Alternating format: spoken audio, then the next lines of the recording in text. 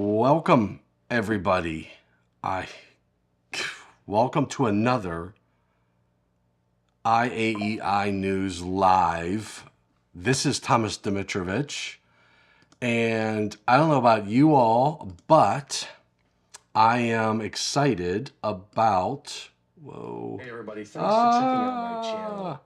I'm excited about this this session, and I just want to make sure that I am actually live, and I am. All right, perfect. All right, I just heard something. Laurel, you are awesome. Man, there you go. Hello, and ooh, happy spring. So does that mean that we are officially in spring?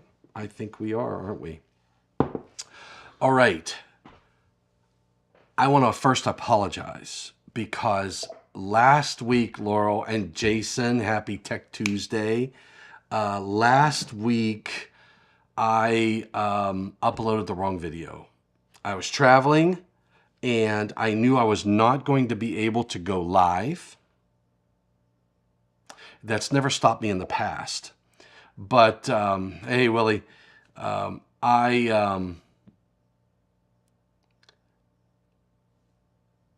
recorded a video. I can't remember where I recorded it from. I don't know if I was down in Chile or if I was in Atlanta. Wherever it was, I recorded a video. I uploaded, and I uploaded the wrong video. So it was like 30 seconds. Somebody had informed me of that. Travis Holderman, thank you for joining in. And I'm just in the process of apologizing for screwing up. So Vince B. Okay, so we started spring. So is this the groundhog thing? I mean, is the groundhog, did somebody take him out? You know, I was told that the groundhog said, I don't know, 6 more years of winter or something like that. I don't know. But in any case, I wanted to continue and go start down the road of I call it phase 3 because remember we did an initial data center review, and we got Robert from Omaha, my friend,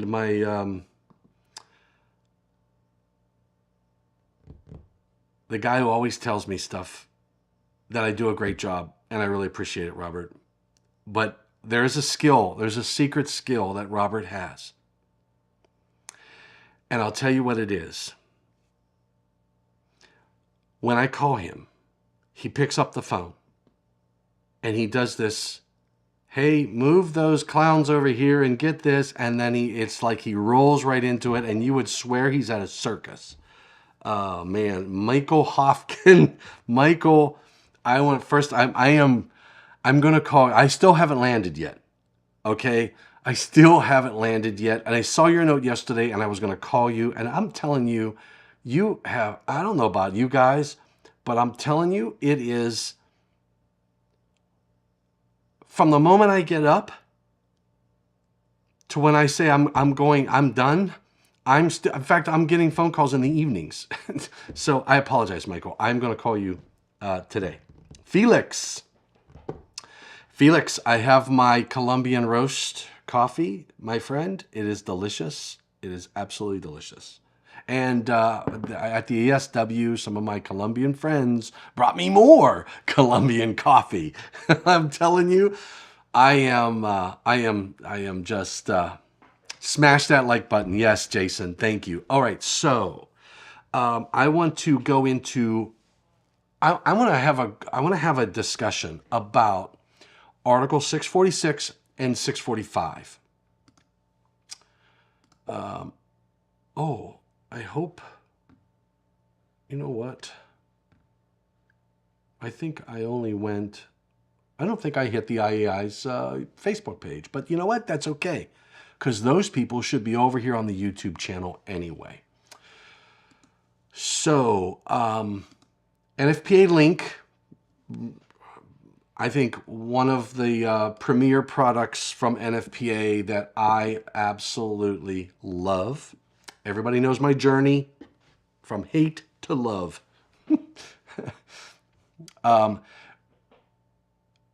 I want to take a look at 624. No, not yeah, 646 and 645. I thought it was 645. Yeah, 645 is information technology, and then 646 is your modular data centers. And I'll tell you what, Dan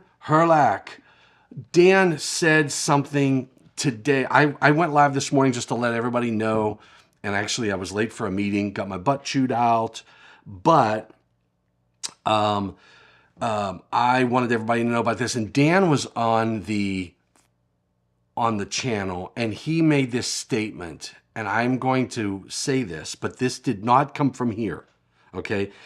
It is so good and so smart that it doesn't even have the ability to come from up here. So Dan made the statement. Dan said that Article 646, modular data centers, is to 645, informational technology rooms, etc., like mobile homes are to the dwelling unit. I mean, that is profound. I think it makes too much sense, because it is, in my opinion, very true that I have Article 645, which is focused on, and we're going to talk about this. It covers equipment, power supply wiring, equipment interconnecting wiring, and grounding of information technology equipment and systems. But it has to be in an information technology equipment room. Okay, so that was one of the things I had to wrap my head around, was that if I have IT equipment, if I decided in this room that I'm in right now, let's say this back area, not the bathroom, but back there, if I just stuck all of my IT equipment in that room, unless it's in an IT equipment room, which I think is a defined term, we're going to check that out, then I don't have to follow 645, right? It has to be in a specific room. And when you designate something as an information technology equipment room, there he is. There's my buddy. There's Dan. I gave you credit, buddy. You're only saying all the nice stuff because it's true. Yes, it is. It's true. And I wouldn't. I tell you, I wouldn't steal your thunder. I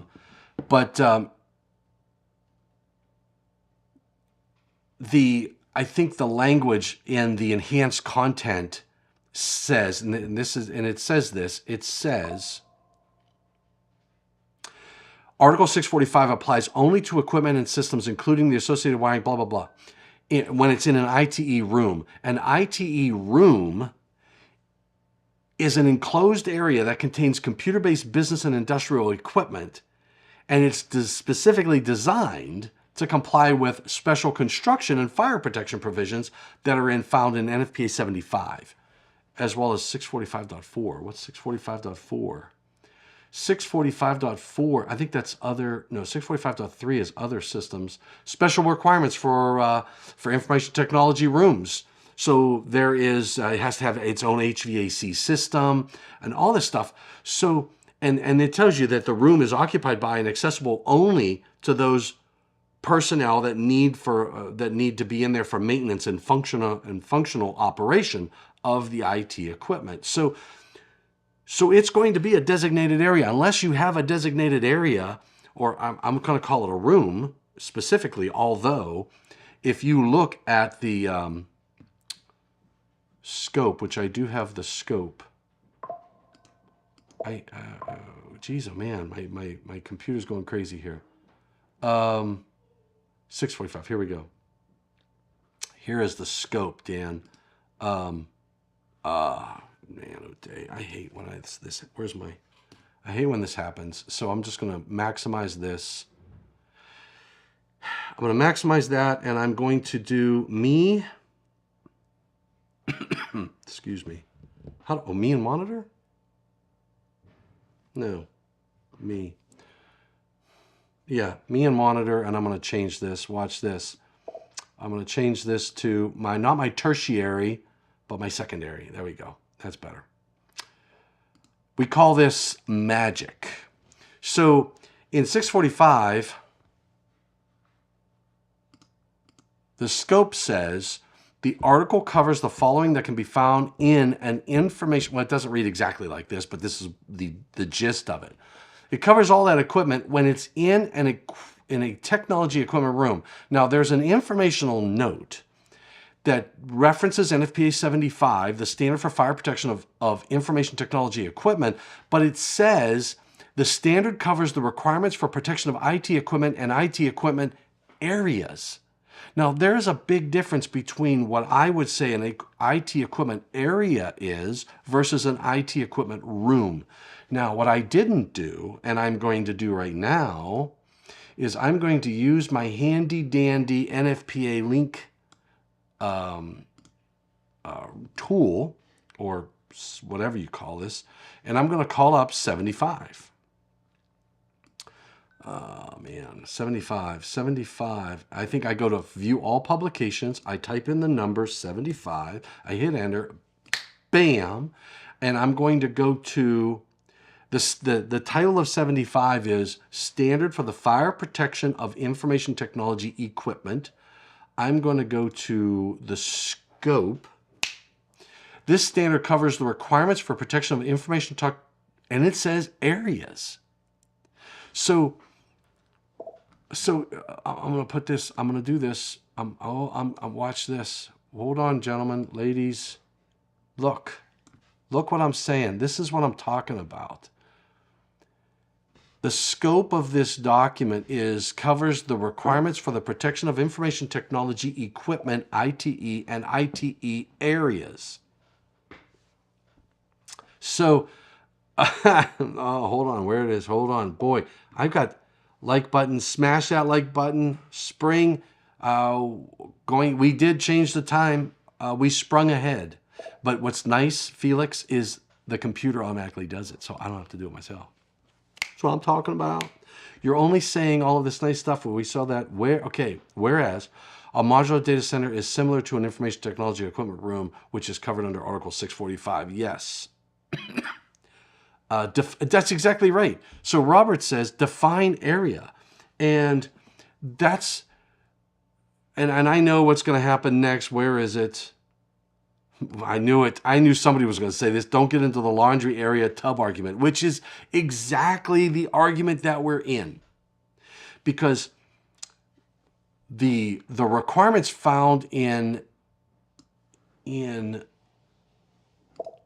NFPA 70, oh boy, I'm going to put this over here. It's probably a mistake, but it's not. So when I look at Article 645, it says an information technology equipment room. And if I go to Chapter 1, I'm going to go to the I's, information technology room. I'm looking for information technology room, HIJK. Information is what I'm looking for. Information technology equipment. There is a defined term, information technology room.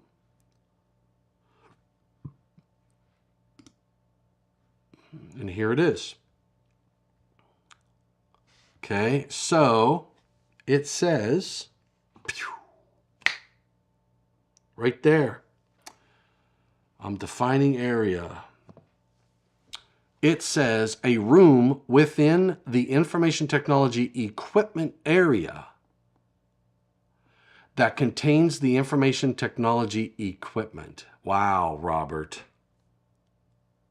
Jason, I love this stuff. It says a room within the information technology equipment area.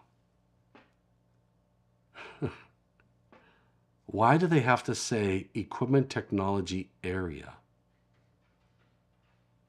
Why can't they just say it's a room that contains the information technology equipment?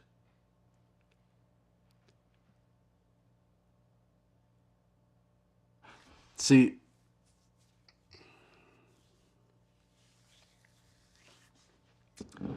I don't know about you guys, but I am more confused having read the definition. It says a room within the information technology equipment area. So I guess if I have, Willie, if I have, I don't know. All I know is if I have an IT room, I'm going to say you have to follow the rules in 645. This is when, in my opinion, people will say I'm crazy for asking for clarity, but I look for clarity in in the requirements. And Robert, room in the building or floor. Jason, circular logic, then lean on common terms that aren't defined in NFPA 70E. That's right, NFPA 70. The room might contain the servers, and the surrounding area could be the workstations, slaves and workstations. That would be true. So, and it says in 645, so let me go back. Well, I'll see. Man, oh day. Why can't this be easier? 645. Why do we have to make it hard? Is it because of job security? I don't know. But if I look at the enhanced content, which remember, enhanced content in NFPA link is like the blue text in the handbook. It is someone's opinion. It means nothing. Everything you hear from this guy means nothing. It's my opinion, right? So, but I'm going to read it to you. It says an ITE room is an enclosed area, which sort of conflicts with the definition of an ITE room. It's a room in an area. An ITE room is an enclosed area that contains computer-based business and industrial equipment. Industrial equipment? So an ITE room has to have industrial equipment? Because it says, so that's why these people don't write language. It says an ITE room is an enclosed area that contains computer-based business and industrial equipment. So if it didn't have industrial equipment, it wouldn't be an ITE room, which has nothing to do with the defined term of what an ITE room is. We just read it. So be careful with the enhanced content. It's an opinion. It's not scrutinized. So in any case, it is designed to comply with the special construction and fire. Now that I can agree with in 75. So and it says small terminals such as remote telephone terminal units, remote data terminals, personal computers, and cash registers. Those are those units that you just spoke about, Dan, are not covered by 645. And Robert says, think lawyers. Yes, David. So where my desktop PC is the area. Man, David, I don't know what defines the area. I really don't know what defines an area. I can understand what a room is. In my mind, I'm picturing a door to an enclosed area. So, what is said in the blue unenforceable text says an IT room is an enclosed area. So I would say yeah, but that's not what the definition says. But I think that I like that a little bit better because it is an area that is enclosed. It's going to have a door. And if you look at the requirements in 645.4, special requirements for information technology equipment room, it'll tell you that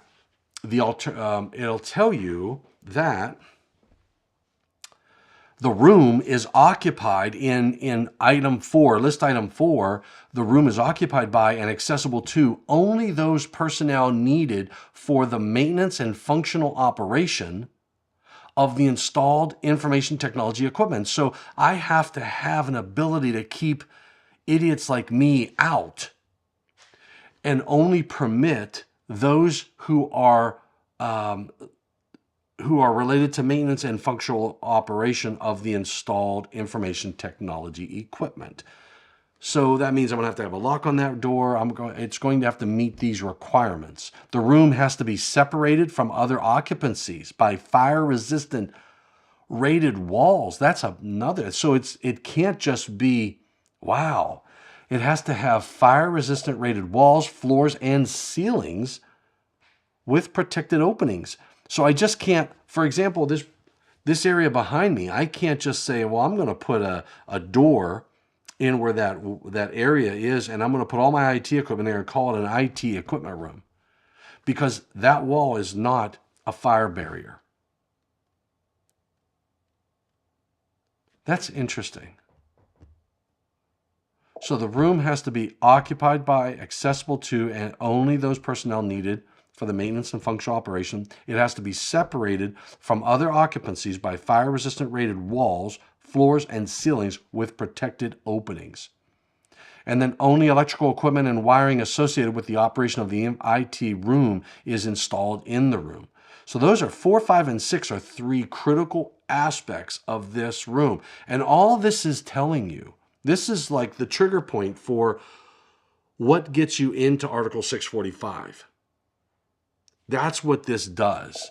This is your gateway. Remember how definitions are gateways? So I could go back to the defined term for what an IT room is. And that's what it says. All right, so you know what? It looks like an IT room. It smells like an IT room. Okay, I think I'm going to call this an IT room. Then I get over to 645 and I go, well, wait a second. There are special requirements for the information technology equipment room. And if it doesn't meet these, then is it an IT room? Or can you say, look, oh, David Engelhardt. David, oh, wait, hold on. Jason, hold on. ITE rooms are a Pandora's box of wiring requirements. Underfloor plenums, yes, I would agree with that. A determined space in a structure, building, or room, an area. That's Robert. All right, I agree with that. Yep. Robert says predetermined space. And Jason, that really does help somewhat. Robert and identified beforehand. Steve says a formal designation requirement of areas and rooms might clear things up for both installers and AHJs. That's true.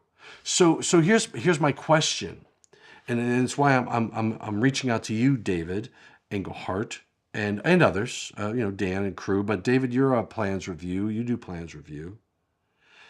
I'm going to relate this to Article 700. If I put on a drawing and said this is a life safety backup system, because I've called it that, you would go to Article 700 and say you have to meet all of these requirements, right?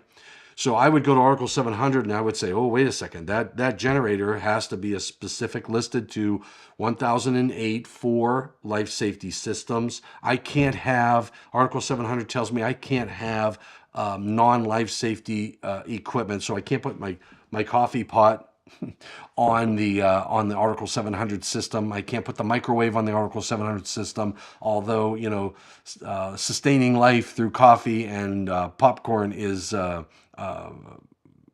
necessity. I could consider an Article 700 life safety system type of load, but others would disagree.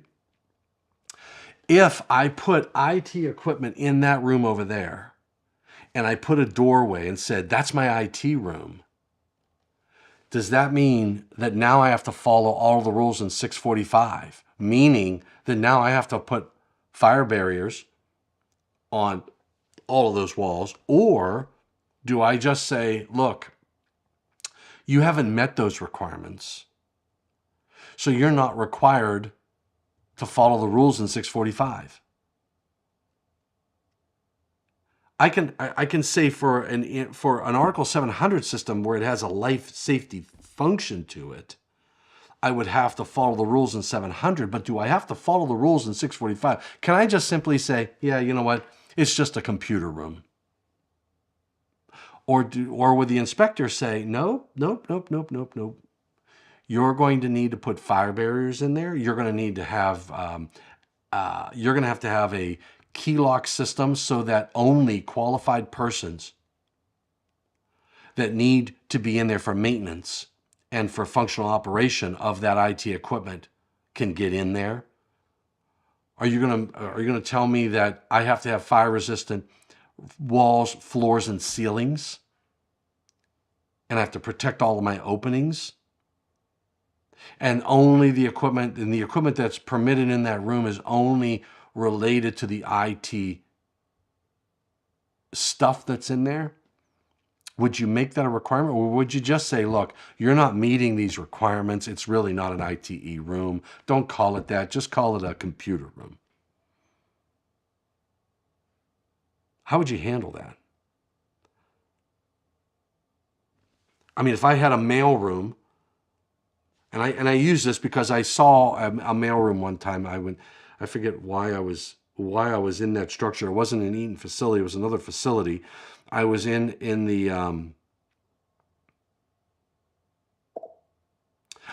their mail room, and they had all this IT equipment over there, and they had their main switchgear for the facilities. So as long as they don't call it an IT room or an IT equipment room, then I don't have to follow 645. Because there's nothing that mandates you shall have an IT equipment room, right? It's like, it's different than Article 700, because Article 700, there are building codes and requirements that'll say you need, if you have a 20-story building, you're going to need an Article 700 system for egress. If you have a building that's a healthcare building, but if you build a room inside your commercial building, as long as you don't call it an IT equipment room, then you don't have to follow the rules in 645. If I call it my computer room, if I call it my electronically data-centric storage facility, right? I don't know. If I call it anything other than an IT equipment room, then I wouldn't necessarily, because I don't know, do you guys know of any structural or building code that requires you to have an ITE room? So I'd love to hear some dialogue on that one. But in any case, much like determining classified locations, yeah, I would agree with that. You put another comment in here too, Robert. Engineers, building officials, etc., call out the space primary function of designated space or room. I agree. Dan says, I wonder, for underwriting purposes, if, as with other areas, the owner is responsible for classifying an area as an ITE room. That is exactly what I'm asking, Dan. Who designates it? I mean, if I had an area, if I put the IT equipment in there, and I say, look, that's my, that's not. We'll put it this way: if on Article 700 in a residential dwelling unit, when I put a generator outside the house, I can say it's a 702 system. It's optional. It's not required by the state. It's not required by a building code. It's not required elsewhere. So, anyway, you get my gist. All right. So once you have an IT equipment room, if you've designated that, whomever is responsible for that, if you have it on your drawings, that's the first step, right? I would say if it's on my drawing, then I have designated that. So if I just called it my computer room, I've not designated as an ITE, an information technology equipment room, then I am not into 645. What would I follow? I would follow all the rules in chapters 1 through 4 because they apply generally. And I might follow in chapter 5, not 5, 7. In chapter 7, you may need to invoke Articles 722 2, 24, 25, or 26 for class 1, 2, 4, for cables for power limited. You may have to put in Article 770 if you have fiber optic cables. So you would follow the general rules for that space. I'm just not following 645.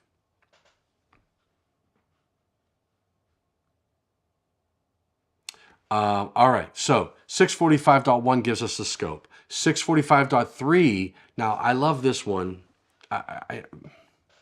So this one, 645.3 is titled Other Articles. Here's my issue with 645.3. It doesn't give me other articles, it gives me sections. So spread of fire or products of combustion, sections 300.21, 770.26, 800.26 shall apply to penetrations of fire-resistant room boundary. So it's not an article, it's a section of an article.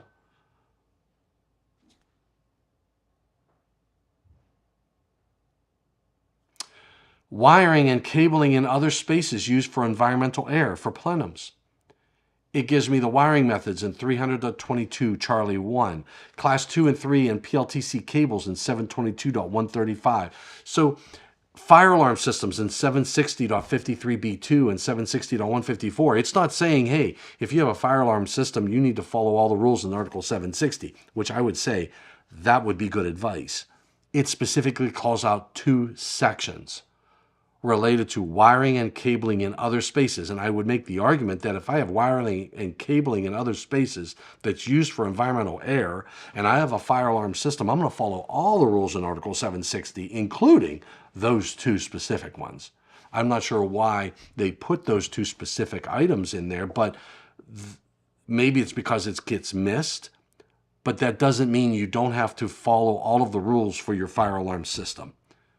Same thing with optical fiber cables and communication circuits and CATV, etc. So now 5 and 6 items, communication circuits, point you back to Chapter 8, 800.133 Charlie and Table 800.154 Alpha. So there are pointers that go out when it's out there. So it's a very important, it's important to understand these other articles and how they relate, but I would make the argument, if I have a fire alarm system, for example, I'm following all the rules in 760, not just those 2. And I would not think, and you guys and gals are inspectors out there and enforcers, I would not think for a minute that if I'm in 645, and 645.3 says the following sections and tables shall apply to wiring and cabling in other spaces used for environmental air above and the information technology equipment room, that I'm going to follow the rules, and I'm going to, for fire alarm systems, I'm going to look at 760.53B2 and table 760.154, and I'm not going to follow everything else. I wouldn't say that. I would have to follow everything that's in 760. It's just pointing out the rules that pertain to wiring and cabling in other spaces that's used for environmental air plenums above an information technology room. So I would argue that we'll have to follow those anyway.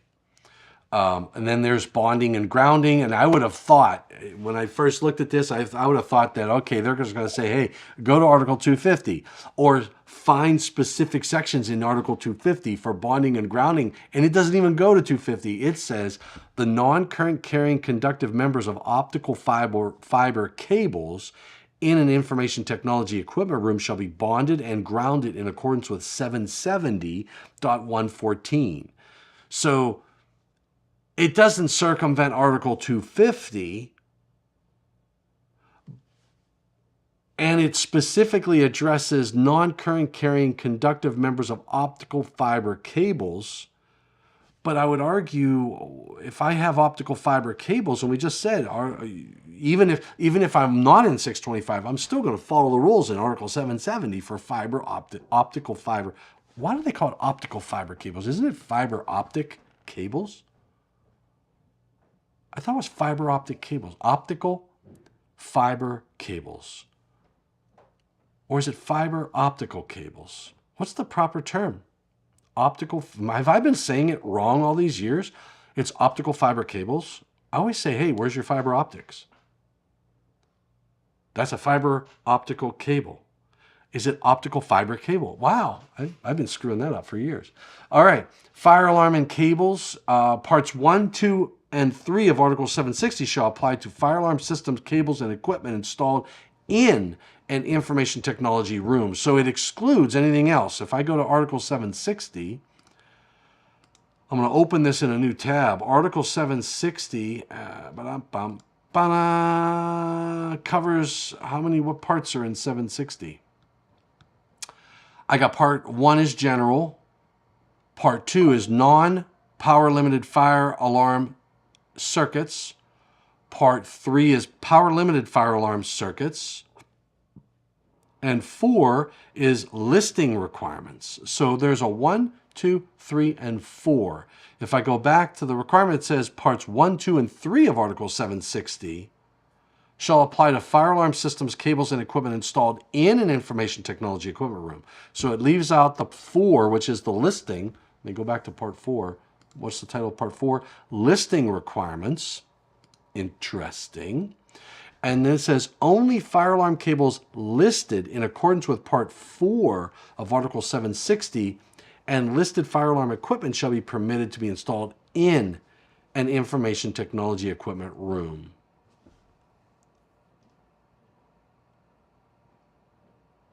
Well, that doesn't make sense. All right, man. Guys, I don't know. Man, oh day. Why is it that when I read stuff, I get confused? So this is what it says. Parts 1, 2, and 3 of Article 760 apply to fire alarm systems, cables, and equipment installed in an information technology equipment room. So Part 4 doesn't apply to fire alarm system, cables, and equipment installed in an informational room. And then it says Part 4 of Article 760 and listed fire alarm equipment shall be permitted to be installed in an information technology equipment. Okay, so I don't have to always have listed equipment. So I could have non-listed equipment installed in an information technology equipment room, and I'm permitted to put listed equipment in the information technology equipment room. That's the way I read that. Oh my gosh, so hold on, let me get to some, all right, let me get to some comments. I'm hearing this. Laurel, thank you. Good. Thank you. I'm glad that helps. I mean, I'm just trying to understand it. 770 fire alarm cables. 770 is fire alarm cables. Chapter 7. 770 is, optical fire alarm cables. Optical fiber cables, not fire alarm. Optical fiber cables. Fiber optic cables. I always called it fiber optic cables. I don't know. Could have a .3 section after articles to alert a different section. Yes, I would call it sections. But anyway, it's clear to me that the sections contained within other articles is sufficient. Perfect. The fact that it provides even further guidance as to where in those articles is sufficient. Perfect, Dan. Thank you for your feedback. Welcome to our world in the field. I know. At Rob, not to mention trying to teach this stuff. Yes, Dan. So that's where I don't know. Clarity is, people argue with me. Sometimes they'll ask me why do I care about the some of the language in here, if it's, Eaton doesn't sell that product, or, it doesn't directly impact you. Well, it does indirectly impact me because clarity adds for safety. So in any case, all right, so I'm going to go back to 645. 645. All right. Whoa. I got to go over.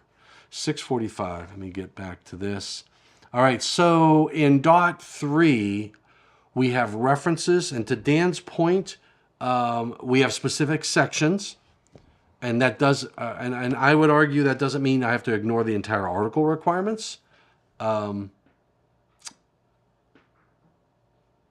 right.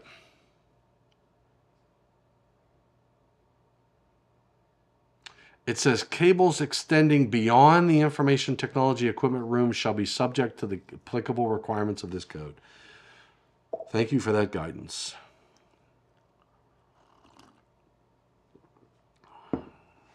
Ooh. Willie, at Apple, they designated that for corporate security. You know what? Well, if you're in 645, so let's go down to 645. So there are special requirements, so we know it has to be secured and all this other good stuff. There are supply circuits and interconnected cables. So in the supply circuits and interconnected, so here's my point, Willie. Here's my thoughts on this. IT, you're bringing in security. You're saying that there is a manufacturer out there, there is a corporation that says, look, our IT equipment is a security thing. And that's fine. They're not saying it's life safety. They're saying security. They designate it for corporate security. So I would say, and I would agree with that from a security, but would you is anybody saying that my head's going everywhere right now. I'm like, my ADHD's taking over. So here's where my thought is. I could make an argument that it could be for life safety as well, especially if I'm relying on this IT equipment for, I'll give you an example. You go to the emergency room. You show up in the emergency room and you're on a gurney and they look at you and you tell them your name. Now, what are they going to do? Especially if it's a hospital that you go to, like I go to Swickley Valley Hospital and Allegheny General and down to UPMC, they could call up my records. They know what I'm allergic to, what I'm not allergic to. That information is critical for them to help in diagnosing and getting me service that could save my life. And if the IT equipment is down that they're relying on, could I make a claim that it is life safety, not just security, but life safety? And then what about cybersecurity and all this other good stuff? So let's get back into 645. I was going to make this on a modular, but I liked Dan's thought process, that modular data system. So I'm going to focus on 645. All right, so branch circuit conductors. So we get into 645.5, and 645 is not a big article. There's only after, so I got 1, 2, 3, 4, 5, 6, 7. So I got about 15 or so sections. In 645.5, supply circuits and interconnecting cables, it tells us how to determine the ampacity for those conductors. It speaks to power supply cords. Information technology equipment shall be permitted to be connected to branch circuits by power supply cords that comply with the following, and it gives me links and rules for that. Interconnecting cables, physical protection, where exposed to physical damage. Power supply cords, branch circuit supply conductors, and interconnecting cables shall be protected. They talk about under raised floors. Okay, so they tell you what can be under under those raised floors, etc. Securing in place. They talk about abandoned supply circuits. They talk about installed supply circuits and interconnecting cables identified for future use. All right, then they get into 645, a disconnecting means. Critical operation. Oh, they just introduced critical operation data systems now. Within IT equipment, I have now critical operations data systems. Is that a defined term? What is a critical oh man, Dan Herlack. Robert. Let's go to Article 100 and let's search for critical operation data centers. Critical, I've got to click critical operation, what's it say? Critical operations data systems. Okay, there is a defined term, critical operation data systems.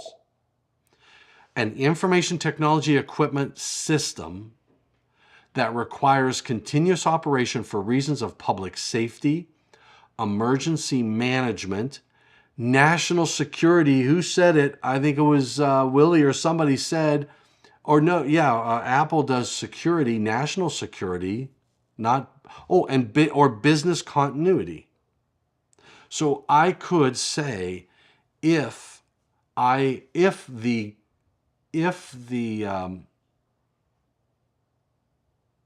oh man. So, oh man, so here's my thought process. If I just said no, it's not, I'm not going to put this IT equipment in a room. I'm just going to put it in with my, I'm going to put it in with my shipping and receiving. And let's say that IT equipment is important for business continuity. There's nothing that says I'm required to put it in an information technology equipment room. Or is there? Because I'm in 645. I don't even get to 645 unless I have an information technology equipment room. I don't even get to 645. If I call it a data room or just a computer room, or I call it my shipping and receiving area, and it just so happens that my IT rack is right there and I'm relying on it for business continuity, I'm not in 645. I'm not aware of anything that says if you have a data system and information technology equipment that is going to be relied upon for reasons of public safety, emergency management, national security, or business continuity,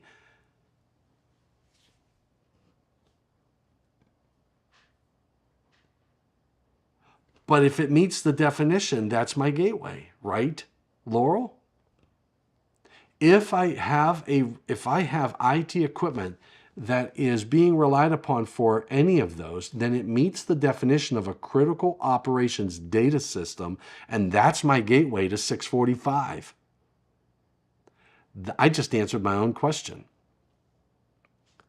So if I have a data system, if I have an IT equipment, I have an IT rack that I rely on that for business continuity, national security, emergency management, if that is managing all of my locks and everything else in my system, or my annunciator down to the fire departments and stuff like that, and for public safety, then I've met the definition of a critical operations data system, and then I'm into Article 645. But the scope of 645 does not include a critical operation data system. The scope of 645 says, this article covers equipment, power supply wiring, equipment interconnected wiring, and grounding of information technology equipment and systems in an information technology equipment room. I have to find a requirement that says a critical operations data system has to be in a information technology equipment room. Yeah, so David, that's a very valid point. Does that mean, so if I had this, so this says business continuity. So David, if I said, oh, I meet this critical operations data system, does that mean now I have to have an Article 708 system?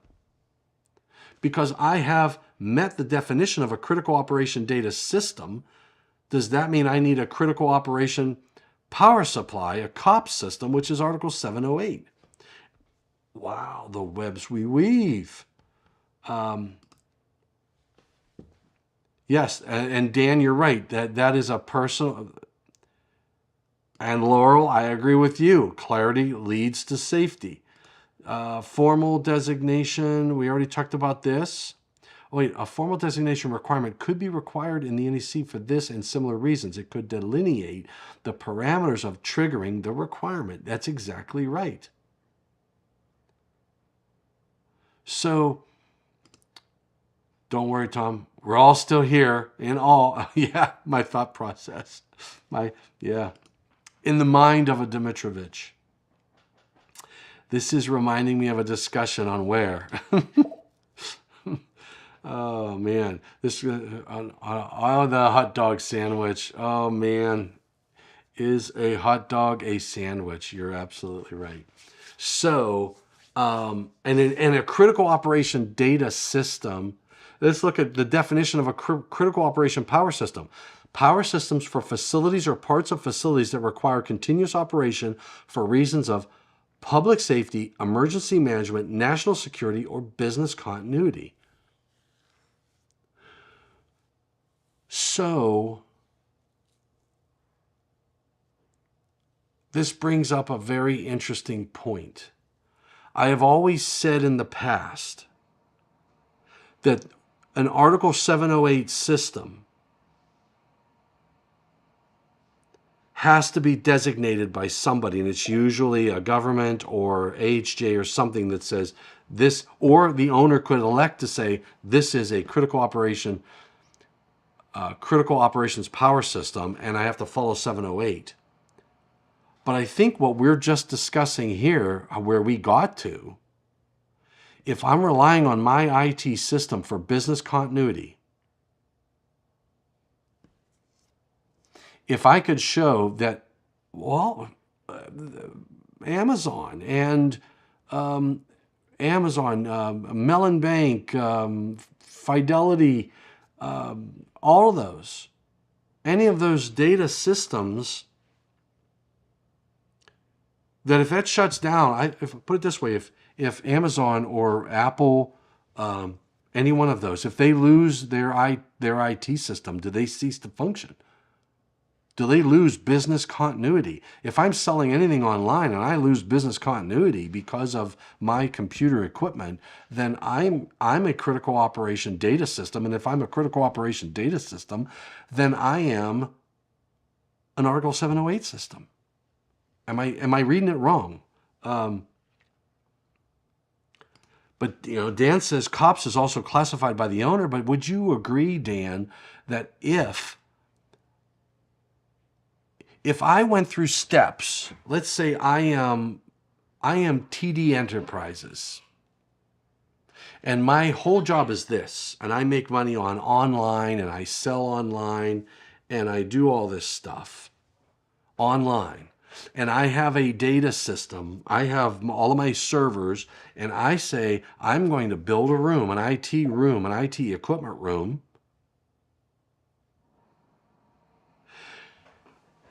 and I make that my IT equipment room, and I make sure that I'm the only one who has access, and I put a raised floor in there, and I give it its own HVAC system, and I'm in Article 645 because I know that if that system goes down, I lose money, I lose business continuity. Did I just walk myself into an Article 708 system? Are we best friends? Make sense? I don't know, is it classified by the owner, or do you back your way into it? Could I logic my way into it to say, hey, Mr. Owner, you created this whole separate room. You created this whole business continuity thing. And you might say, look, you're using all of this for emergency management. It's a critical operation data system. And if it's a critical operation data system, you also have to have a critical operation power supply. Wow. I mean, comment. Yes. All right. David, wasn't there talk about adding cybersecurity to the NEC? Yes, there was. Now, let's look. I don't have, that's a very good valid point, that in 645, do I have cyber? I'm going to do a Control F. I got my keyboard. I got my coffee. I'm going to do a Control F and do cyber. Not cyblur, cyber. I'll lose the L. Let's try security. Okay, I've got security systems. I got one. In all of Article 645, I use the word security one time. Once. So, David, I want to make sure it wasn't Dan. There is no cybersecurity requirement in Article 645. That is like the ultimate.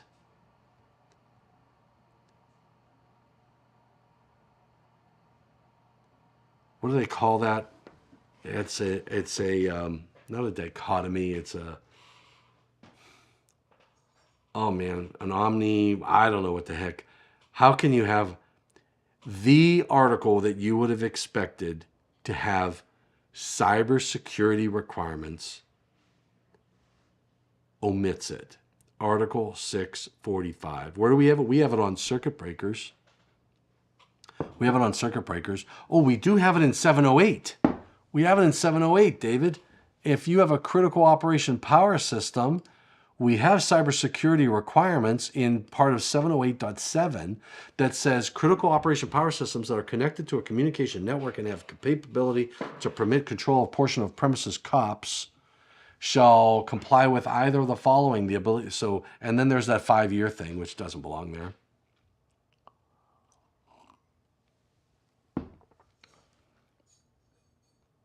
So we have it in 708, and I would argue that if your data center is relied upon for business continuity, national security, emergency management, or public safety, like a 911 center, you meet the definition of a critical operation power system. Think about this. If I have a kitchen, if I have an area in my room where I meet the definition of a kitchen, what do? That is the trigger that says, oh, you have to go to 210.8 and follow the rules for GFCI protection of kitchens. You have to go to 210.52 and follow the rules for your appliance branch circuits. If you have a garage and you meet the definition of a garage, then you need to go over to those requirements. So a critical operation power system and a critical operation data system, if your application meets the definition, then you have it. I don't need to self-declare. The declaration is based upon the functionality of the equipment.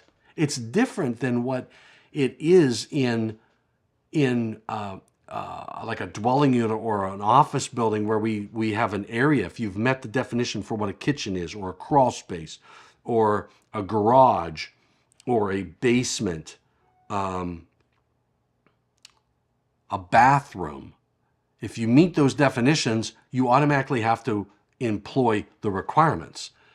I'm getting you to a critical operations system, power system, Article 708, through the definition of a critical operation data system, because you're relying on that data system for business continuity, national security, energy management, or public safety. Now, it could be that your critical operation power system is only for that room, right? So I could have to follow the rules of 708, not for the entire structure, but just for that room. And I think I could make that argument. I could make the argument that every data center out there is a 708 system. Just imagine, yes, just imagine if AWS ever went down. You're right. So Robert says, sorry.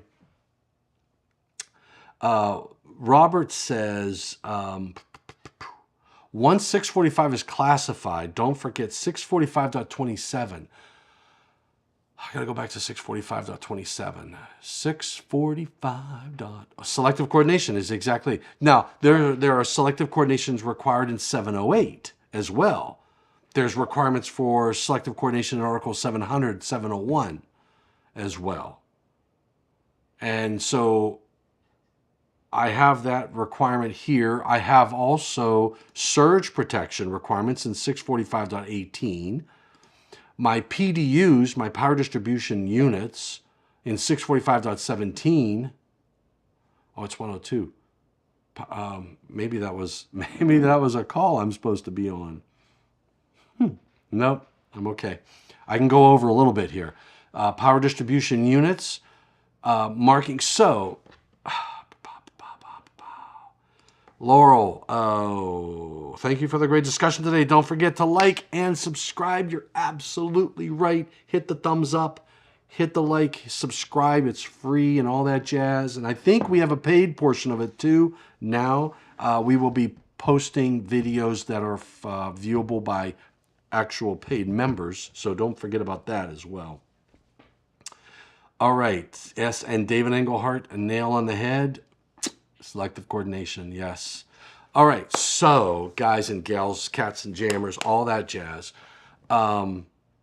This was an interesting session. I didn't know where it was going to go, but I learned a little bit, and I have more questions in my head than I have answers.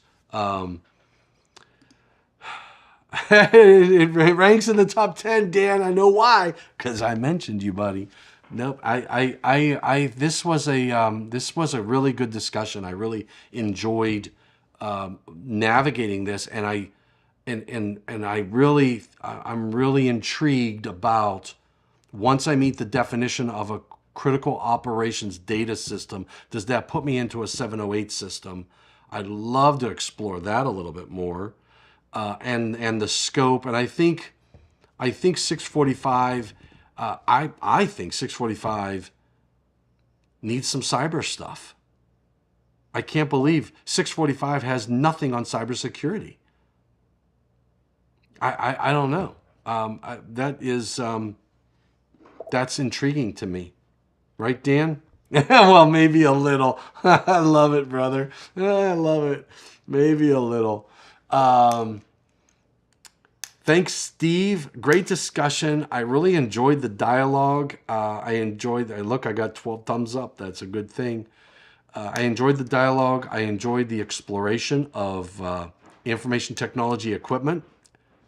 I liked the discussion around areas versus rooms as well. Yeah, rooms.